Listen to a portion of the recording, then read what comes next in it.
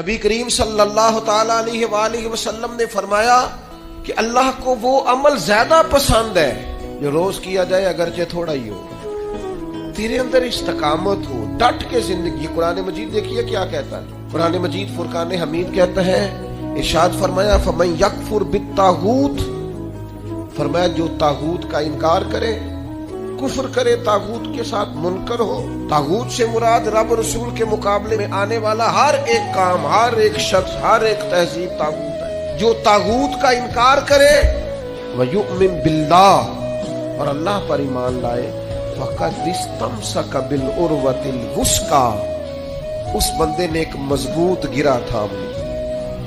پہلے انکار کرے باطل کا، پھر اقرار کرے اللہ رسول کا، اس نے مضبوط گرہ تھامی ہے۔ کون سی؟ لنفسام لہا، جس نے کھلنا ہی نہیں۔ اب وہ گرہ ہاتھ آئی ہے جس نے کھلنا، اوہو، اب وہ ایمان کی طاقت ملی ہے جو کبھی کمزور ہے۔